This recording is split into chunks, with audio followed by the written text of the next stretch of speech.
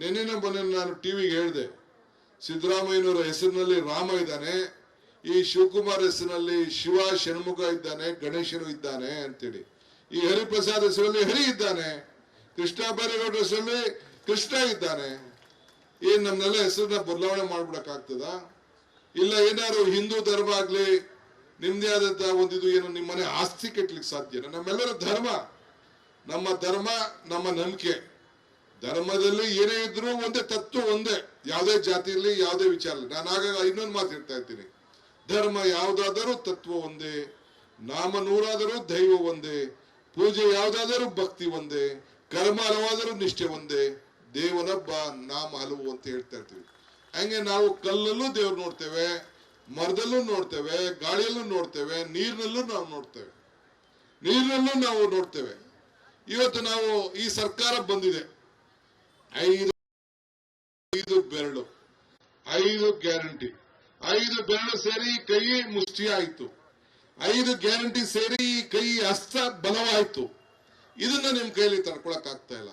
ಇದನ್ನ ನೋಡಿ ಹೆದರ್ಬಿಟ್ಟು ಯಾರು ಈ ಸರ್ಕಾರವನ್ನ ಜೆಡಿಎಸ್ ಮತ್ತು ಕಾಂಗ್ರೆಸ್ ಸರ್ಕಾರನ ತಗ್ಗಲಿಕ್ಕೆ ಪ್ರಯತ್ನ ಮಾಡಿ ಯಡಿಯೂರಪ್ಪನವರ ಮುಖಂಡತ್ವದಲ್ಲಿ ನಡೀತು, ಅವರ ಜೊತೆಯಲ್ಲೇ ಇವತ್ತು ಸೌಖ್ಯ ಮಾಡಿಕೊಂಡು ಈ ಅಧಿಕಾರವನ್ನ ಎಲ್ಲ ಅವ್ರಿಗಾದಂತ ಏನು ಒಂದು ಅನ್ಯಾಯ ಇದೆಯಲ್ಲ, ಅನ್ಯಾಯ ಮಾಡಿದವ್ರ ಜೊತೆಲ್ಲ ಇವತ್ತು ಸೇರಿಸಿ ರಾಜಕಾರಣ ನಡೀತಾ ಇದೆ ಅಂತಂದ್ರೆ, ರಾಜಕಾರಣದಲ್ಲಿ ಏನು ಅನ್ಯಾಯ, ಯಾವ ರೀತಿ ಅನ್ನೋದನ್ನ ನಾನು ಈ ಸಂದರ್ಭದಲ್ಲಿ ಈ ವಿಚಾರದಲ್ಲಿ ವಿಶ್ಲೇಷಣೆ ಮಾಡ್ಲಿಕ್ಕೆ ಹೋಗುದಿಲ್ಲ.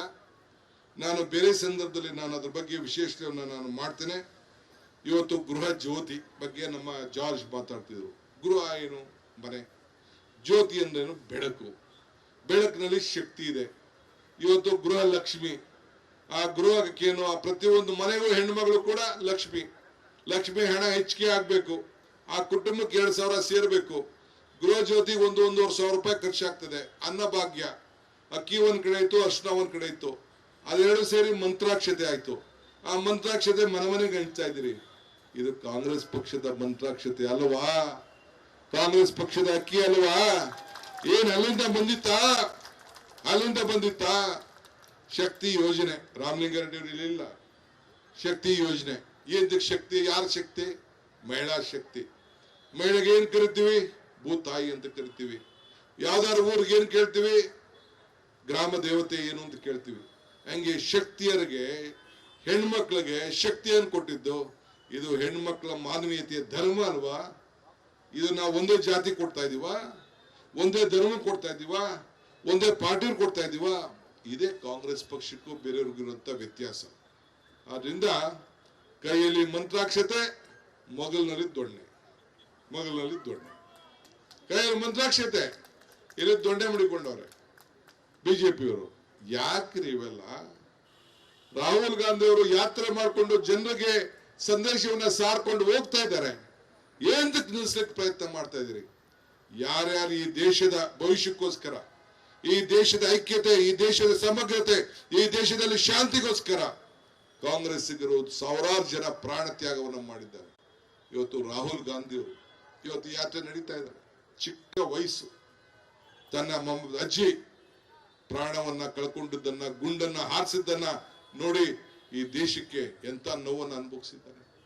ಅದಾದ್ಮೇಲೆ ಅವರ ಚಿಕ್ಕಪ್ಪ ನಮ್ಮ ಸಂಜಯ್ ಗಾಂಧಿ ಅವರು ಕೂಡ ಈ ದೇಶದ ಒಂದು ದೊಡ್ಡ ಷಡ್ಯಂತ್ರ ಅವತ್ತಿನ ಕಾಲದಲ್ಲಿ. ನಾನು ಅದ್ರ ಬಗ್ಗೆ ವ್ಯಾಖ್ಯಾನಕ್ಕೆ ಹೋಗುದಿಲ್ಲ. ಅವ್ರನ್ನ ಕಳ್ಕೊಂಡು ಅದಾದ್ಮೇಲೆ ಕೆಲವು ವಯಸ್ಸಾದ್ಮೇಲೆ 1984 ಇಂದಿರಾ ಗಾಂಧಿ ಅವರು ಸತ್ರು. ಅದಾದ್ಮೇಲೆ 99 ರಾಜೀವ್ ಗಾಂಧಿ ಅವರು ಸತ್ರು. ಇಷ್ಟೆಲ್ಲ ದುಃಖವನ್ನ ಅನುಭವಿಸಿ ಈ ದೇಶದ ಪ್ರಧಾನಮಂತ್ರಿ ಸ್ಥಾನನ ಸೋನಿಯಾ ಗಾಂಧಿ ಅವರು ತ್ಯಾಗ ಮಾಡಿದಾಗ ಕೂಡ ಇವತ್ತು ಮತ್ತೆ ಈ ದೇಶದ ಒಗ್ಗಟ್ಟಿಗೋಸ್ಕರ ಇವತ್ತು ಈ ಭಾರತ್ ಜೋಡೋ ನ್ಯಾಯ ಯಾತ್ರೆಯನ್ನ ಮಾಡ್ತಾ ಇದ್ರಲ್ಲ, ಇದನ್ನ ನೋಡ್ಕೊಂಡು ಸಹಿಸಕ್ ಆಗ್ಲಿಲ್ಲ. ಒಬ್ಬ ಬಿಜೆಪಿ ನಾಯಕ ಇಂತ ತ್ಯಾಗ ಮಾಡಿದಾರ?